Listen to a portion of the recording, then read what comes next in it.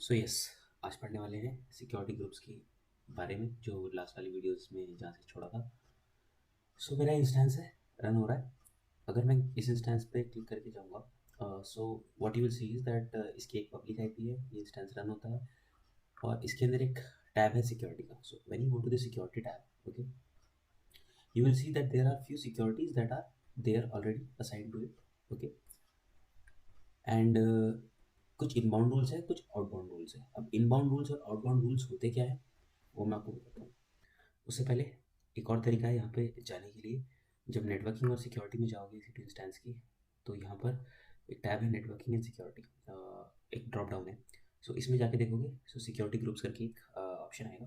When you go to the security group, तो पता चलेगा कि सिक्योरिटी ग्रुप बाय डिफ़ॉल्ट जैसे ही एक इंस्टेंस क्रिएट करते हैं तो दो, एक बाय डिफ़ॉल्ट और एक लॉन्च विज़ार्ड, जो विज़ार्ड आप बनाते हो उसका सिक्योरिटी ग्रुप्स दो अटैच हो जाते हैं, ठीक है। सो when you click on the security groups by default security group पे, सो इसमें कुछ इनबाउंड रूल्स है, ठीक है, और इस वाले सिक्योरिटी ग्रुप्स के भी कुछ इनबाउंड रूल्स है, ओके। सो अभी मैंने बताया था कि इनबाउंड और आउटबाउंड रूल्स क्या होते हैं। तो सिक्योरिटी ग्रुप में अगर मैं यहाँ पर देखो, ये आउटबाउंड रूल है इसका और ये इनबाउंड रूल है, और एक मेरा ये वाला सिक्योरिटी ग्रुप है डिफ़ॉल्ट, ये इसका इनबाउंड रूल है और इसका आउटबाउंड रूल है, ठीक है। सो बताते हैं इनबाउंड और आउटबाउंड क्या होता है।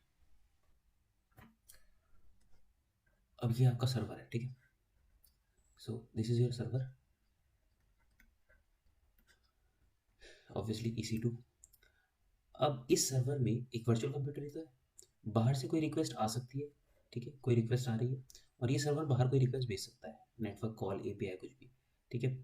सो जो रिक्वेस्ट बाहर से आ रही है, ठीक है, और जो रिक्वेस्ट बाहर से बाहर जा रही है, ठीक है, so this is known as inbound, okay, and this is known as outbound,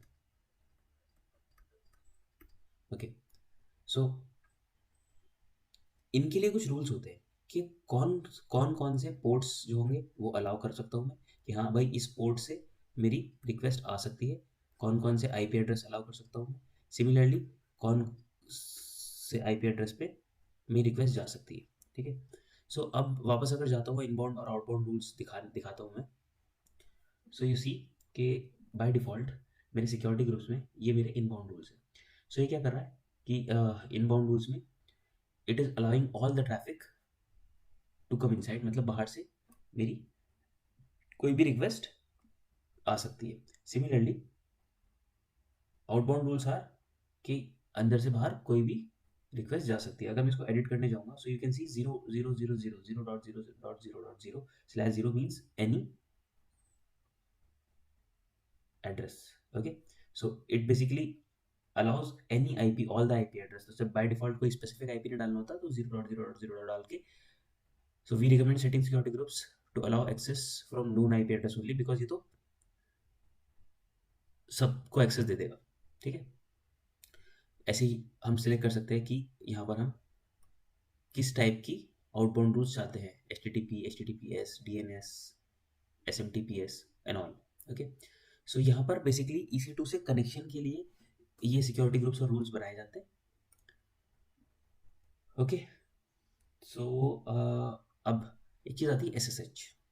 so SSH क्या होता है, आपका एक EC2 है, अब उस EC2 सर्वर पे आपको कनेक्ट करना है, तो उसमें कनेक्ट करने के लिए आपको काइंड ऑफ ऑथेंटिकेशन चाहिए कि हाँ भाई मैं कनेक्ट करना चाह रहा हूँ, या मेरा EC2 के अंदर मुझे कुछ करना है, अगर मेंटेनेंस करनी है, कुछ करनी है, अपना कुछ भी करना है, तो मुझे उसके अंदर कनेक्ट होना पड़ेगा। उस कनेक्ट होने के लिए आपको क्या यूज़ करना पड़ेगा, SSH, ओके।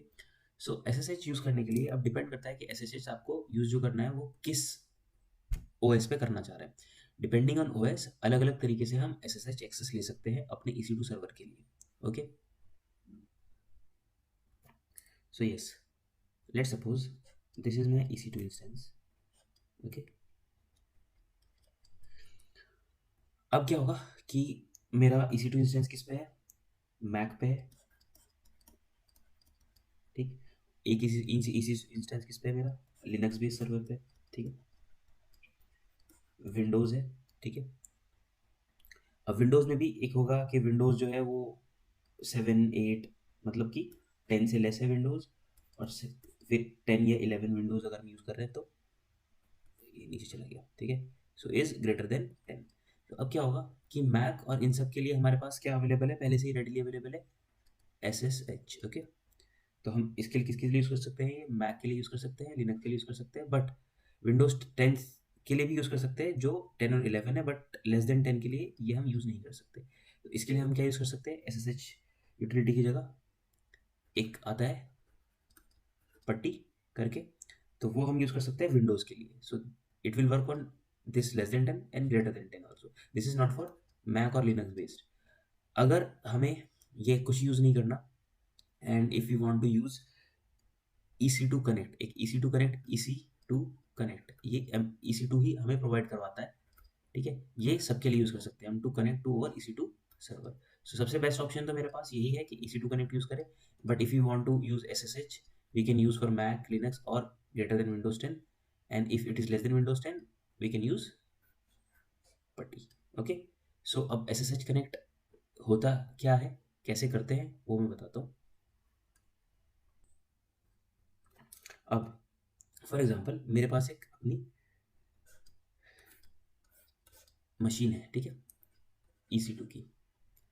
ओहो, ये लेयर्स बंद करनी पड़ेगी। ओके, सो नाउ यस, इसका जो पोर्ट है वो पोर्ट SSH हमने 22 पोर्ट, और हमने इस पर एक पब्लिक IP एड्रेस दे रखी है, एक पब्लिक IP एड्रेस है इसका।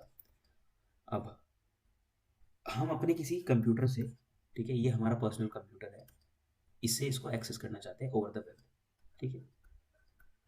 तो हम क्या करेंगे, we want to basically use SSH to access this machine as if कि जैसे हम इसके अंदर ही हूँ मशीन के और इसमें काम कर रहे हैं।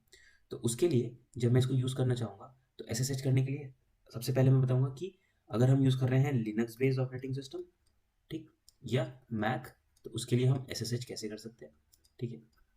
उसके बाद पढ़ाएंगे विंडोज 10। सबसे पहले हमें क्या करना है कि वापस EC2 पे जाना है, और EC2 पे जाके नेटवर्क सिक्योरिटी के अंदर एक की पेयर ऑप्शन होता है, उस की पेयर ऑप्शन में अगर जाओगे so you will see that this is your key pair ID। Okay, so this is already created, और इसमें क्या करोगे कि you will need a pem file, .pem file to do the SSH। उसके लिए क्या होगा कि उसके लिए की चाहिए आपको ये। So now that you have this key, what you can do is you can also create your own key, and you will select .pem from here, because we don't want to do this with putty but with .pem, and you can just write down your key pair name. For example, वहाँ मैंने डाला था CPC admin, okay, and create key pair करेंगे because this already exist, so ये सब दिखाएगा, but let's suppose इसको मैं delete कर देता हूँ अभी के लिए, ठीक है। I'll just delete it and I'll create a new key pair CPC admin. Okay, and what I'll do is I'll create a pem.pem file, not admin, it's just admin, and I'll just create the key pair. Okay, so this will create, and this will want you to basically save it. Okay, so what you'll do is you'll just save this somewhere securely because you will need it. So yes, what I'll do is अभी यहाँ पर जाऊँगा और यहाँ पर इस directory में एक कमांड प्रॉम्प्ट ओपन कर लूँगा। अब इससे पहले हाँ, AWS CLI कैसे इंस्टॉल करना है वो पहली वीडियोस में बता चुका हूँ। सो मेरा AWS CLI इंस्टॉल्ड है, जैसे मैं AWS टाइप करूँगा you will see that it will just prompt me for these commands, otherwise ये बोलता है कि AWS इज नॉट रिकॉग्नाइज्ड। अब जब ये हो गया तो मुझे एक और चीज़ चाहिए, so what so what I do is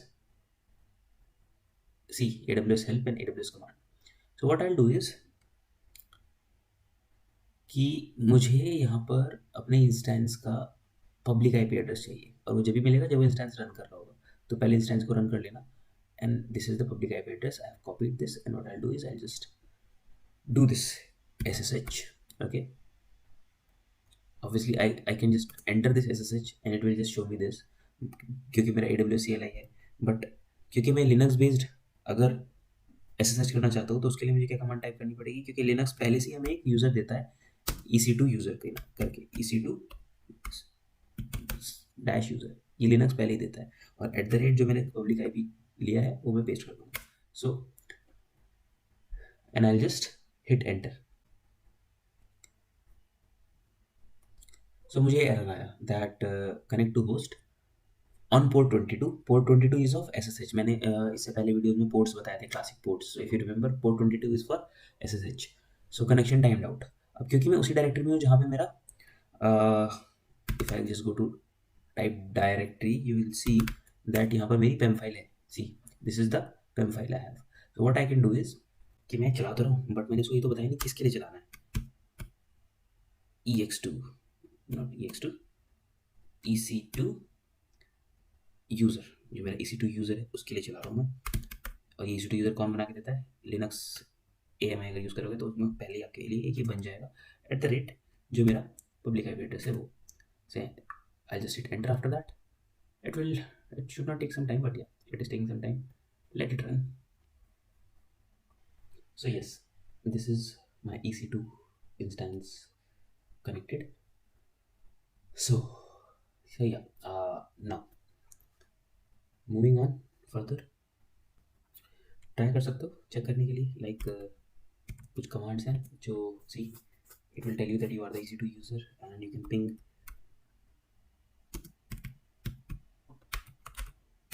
any website. It will just tell you that yep, it's working fine. So now you are inside your EC2 and you can basically access it through this SSH that you have opened on Linux or Mac. Now coming on to how to use it on Windows. Obviously if you have Windows 10 or greater than 10, so you can use it like this only.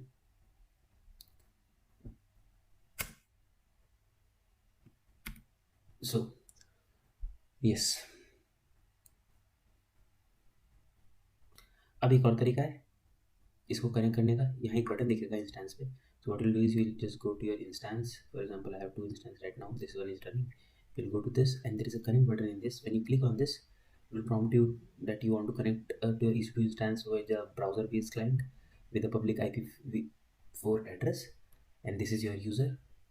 You'll just click on connect and it will open this terminal type of thing for you, and it will just establish a connection for you. So इससे आप बच जाओगे वो सारे command लिखने में जो अभी लिखे थे. So see, now you are logged in. Same here. Who am I? It will just tell you, and you can ping any of the it's working fine.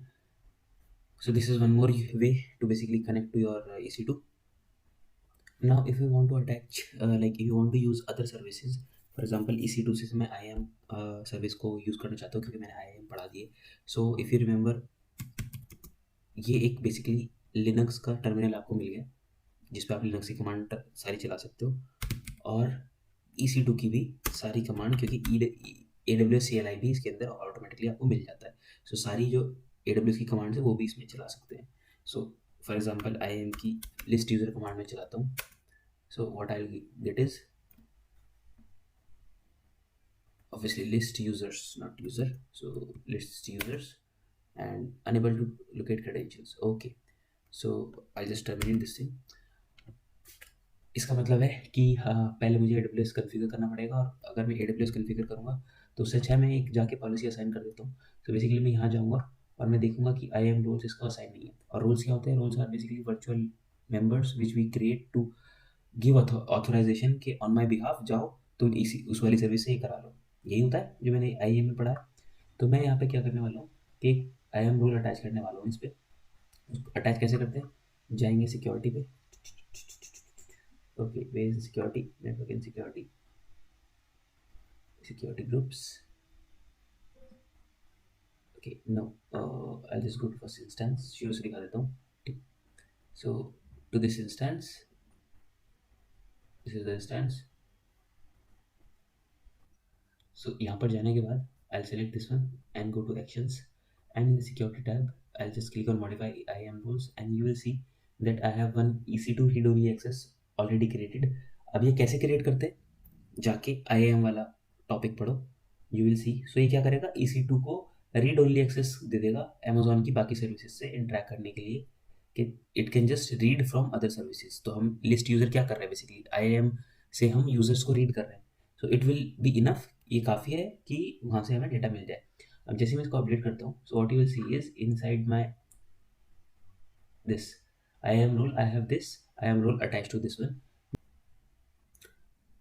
So now this is all about this security groups and how to use SSH to access your EC2. Now what we will do is there are, because this is also virtual PC, तो जैसे कि virtual PC में सब कुछ होता है, networking तो ठीक है कि नेटवर्किंग देख ली हमने, एसएसएच से कैसे कनेक्ट करते हैं, सब कुछ क्या करते हैं, बट पीसी में एक और चीज़ होती है जो कि होती है स्टोरेज। तो इसमें कई तरह की स्टोरेज होते हैं जो मैंने पढ़ाए थे, मतलब नॉट पढ़ाए थे, मैंने बताए थे। तो जैसे कि EBS होता है, ठीक है, और EFS होता है, ठीक है। तो और EFS और EBS में कौन सा ज़्यादा प्रेफर कर सकते हैं, ये सब चीज़ें जो होती हैं like exam point of view से, वो सब नेक्स्ट लेक्चर में कवर कर लेंगे। एंड आई थिंक उसके बाद EC2 कंप्लीट है, और उसके बाद हम जाएंगे लोड बैलेंसिंग वगैरह कुछ पढ़ेंगे, या फिर एक नई सर्विस स्टार्ट करेंगे, ठीक है। ओके, मिलते हैं नेक्स्ट लेक्चर में।